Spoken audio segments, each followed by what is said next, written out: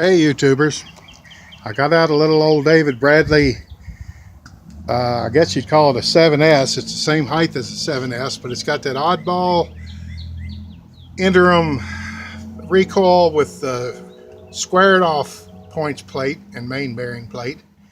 The recoil is one you can oil the sprag clutch through the recoil. You don't have to take it off and go down through a felt wick. It doesn't have a felt wick. It has a bronze bushing in a square shank on the sprag clutch, where most of them have either a 7-tooth, what would be an 8-tooth missing one with one flattened off. This one's square completely. And to take it apart to clean the bearings, you can pull out a snap ring back in there and take the sprag apart without ever taking out the screws that hold the screen. A little different than the modern ones.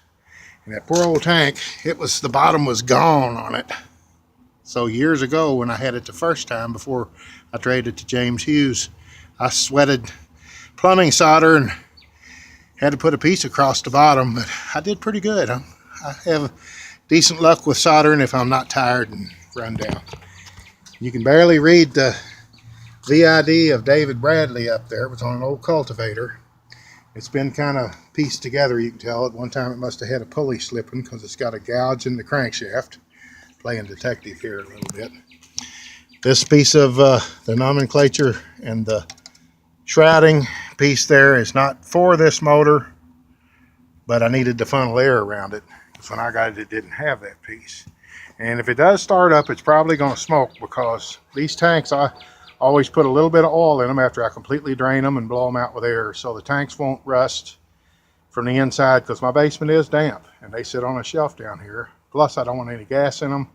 Just the tiniest bit of oil so it'll wick its way up and keep the tank oiled and save me from having to solder it again or have any fire issues. I'm overly paranoid. Well, you can't be too paranoid of it, but I'm real cautious of the fire thing. It's ingrained in me from my dear old mom. One of the paranoias I don't mind having. All right, it's a little old 7S with the 6 head bolts. And yet it's really not a 7S. It's got a bigger piston. I don't know what horsepower you'd call it. You can't go by them numbers. Like I said, that has nothing to do with this motor. So let's prop this. I can prop this where it'll still get the picture. I think yeah, that should be good. I save all these. This is a wire off from under the seat of my pickup truck that I sharpened down on the grindstone to literally a needle point. Yet I left the grindings rough on it. I run it up in the suction tubes. I took that suction tube off, took the strainer off, which is still perfect, got a good screen. That's kind of rare. But I had to scour it, and I actually had to go and get a tiny drill bit, clamp the drill bit in a piece of leather so that the vise would hold it, and twirl the little copper suction or brass suction tube on that drill bit to get the varnish out of it. And that's all happened in the last 5, maybe 8 years. So I ain't had it back too long. But I blew it all out with carb cleaner. I had started on carb cleaner and it'd die instantly before, so it may do that again. And if it cranks me silly, I'll just quit. But well, let's get it atomized first. All right, we got a good dose there. Choke it almost all the way so it gets a little air. Pardon my French, dinged the crap out of my finger. That rope's way shorter than it needs to be. Let's turn that idle up just a hair.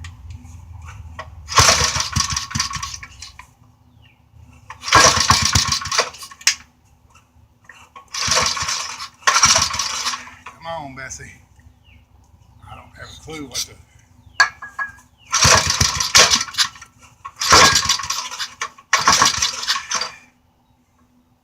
Let's see, before I go any further, because I have no clue where it was. And that's an aluminum mixture screw. That's not right for this motor. It's out of a modern lawnmower. Well, not modern to me. A little old school. Here's a turn and a half just for, I'd rather it flood a little starting up. All right.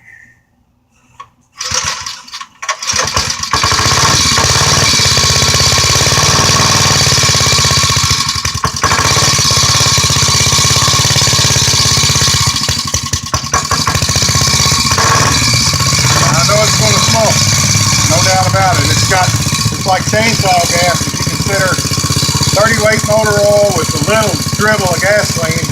I stopped the tank out with this rag, but that didn't get it all. All things considered, the old dude sounds pretty good. That's a modern muffler too. They ain't this ain't supposed to have one of them kind of mufflers that comes off like that. That's probably out of the 70s, maybe early 80s. You hear the guts rattling in it. You see how that's smooth on top?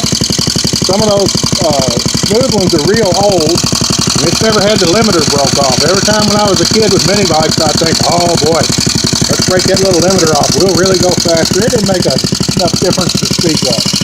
But I thought it was, you know, that's the young mentality. I'm talking 12, 13 years old. And, oh, it'll go a little wider. It's bound to run faster. And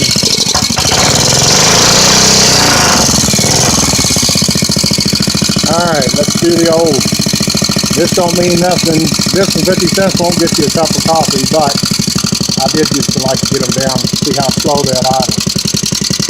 Just for, well, just for the heck of it, I'll say.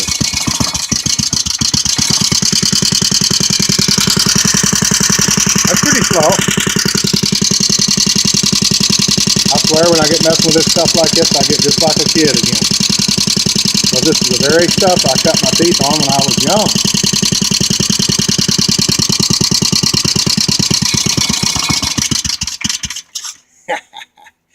Alright, let me bring it back up to a normal speed.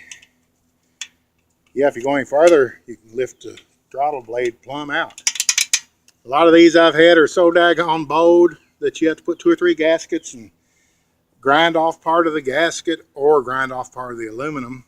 I've messed with junk, and in a way growing up poor was good because I learned how to make junk work with nothing and no money. It's the school of fun, hard knocks.